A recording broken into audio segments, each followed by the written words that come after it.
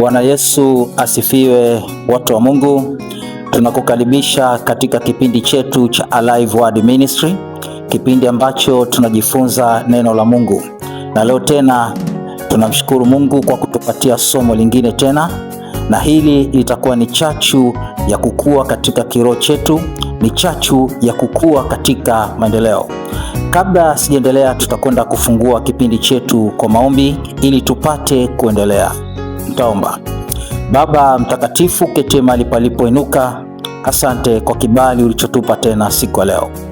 Tunakukaribisha Roho Mtakatifu katika kipindi hichi, ili kila anayefuatilia popote alipo, mbali na karibu, asitoke kama alivyo, lakini uwepo wako na nguvu zako zikaambatane naye, katika jina la Yesu Kristo wa Nazareti. Amen. Ujumbe wetu leo una kichwa kinachosema upandacho ndicho utakachovuna. Upandacho ndicho utakachovuna. Watu wengi tumekuwa hatuelewi namna ya kupanda. Namna ya kupanda, kuna njia mbili za kupanda. Kuna njia ya kupanda kwa njia ya kutamka na kupanda kwa njia ya matendo. Wengi tumekuwa tukizoea kupanda kwa matendo, kwamba mtu unaweza ukatenda jema ukitegemea utapata jema. Ni kweli kabisa, ni moja ya njia. Lakini ipo njia nyingine ambayo mtu unapanda kwa maneno.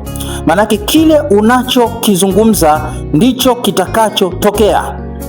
Tusome kitabu kile cha Wagalatia sura ya 6, Wagalatia 6:7 mpaka 9. Tusome Wagalatia 6, Wagalatia, kitabu cha Wagalatia sura ya 6 mstari ule wa 7. Nitasoma katika jina la Yesu Kristo wa Nazareti. Msidanganyike, Mungu hadhihakiwi, kwa kuwa chochote apandacho mtu ndicho atavuna. Msidanganyike, Mungu hadhihakiwi. Kile unachokipanda katika maisha yako ndicho kitakacholeta matokeo halisi. Maana yake nini? Maana yake, kama katika maisha yako una tabia ya kupanda mambo mabaya, tegemea katika maisha yako kupata mabaya. Kama unapanda mambo mema, tegemea kupata mambo mema.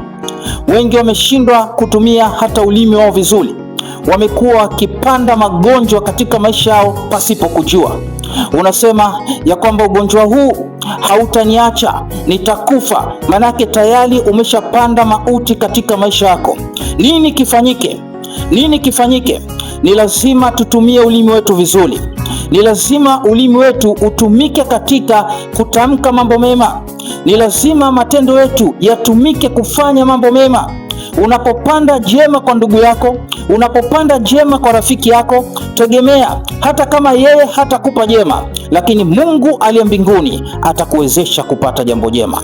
Tukisoma kile kitabu cha Yakobo sura ya 3 mstari wa 5 mpaka wa 7, utaona neno la Mungu linasema kwamba ulimi ni kiungo kidogo sana, lakini kidogo hichi kina uwezo wa kuteketeza jambo kubwa sana. Maana yake ni kwamba ulimi unapotumika vibaya, unaweza ukawa ni chanzo cha uharibifu mkubwa ambao haukutegemewa.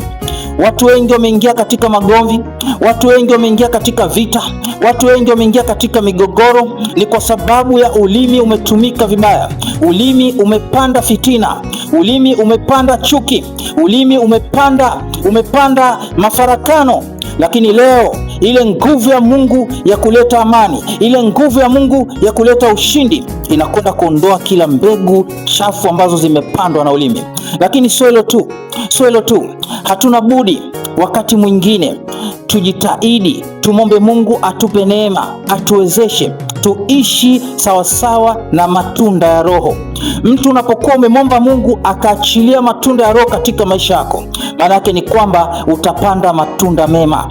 Ni lazima matokeo yake yatakuwa ni mazuri. Matunda ya Roho yapo mengi: amani, upendo, uvumilivu, kiasi. Kwa hiyo mambo kama yale Hakuna haja ya kuwa na sheria, kwa sababu automatic yale mabadiliko ya moyoni yataleta matokeo halisi katika mwili.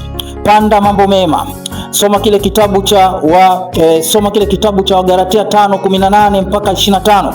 Utaona maandiko yanaelezea kuhusiana na matunda ya Roho na matendo ya mwili. Jitahidi sana ndugu yangu, panda mema katika jamii, panda mema katika mtaa wako, panda mema katika ndoa za watu, panda mema katika urafiki wa watu. Usilete mafarakano, usilete uchonganishi, kwa sababu chochote utakachokifanya jua kitarudi kwako. Ukitenda jambo jema katika ulimwengu wa sasa, jua kuna mema na kusubiri siku ile ya ujio wa Kristo. Ukitenda jambo jema kwa jirani yako, jua kuna watu watakutendea mema. Mungu akupe neema, Mungu akupe uwezo wa kuishi kwa kutenda mema wakati wote, wa kukataa mabaya, wa kutamka mafanikio, wa kutamka ushindi, na baraka zile za Mungu zitamiminika katika maisha yako. Amen. Ubarikiwe sana. Karibu tena katika kipindi kingine. Mungu akubariki sana. Amen.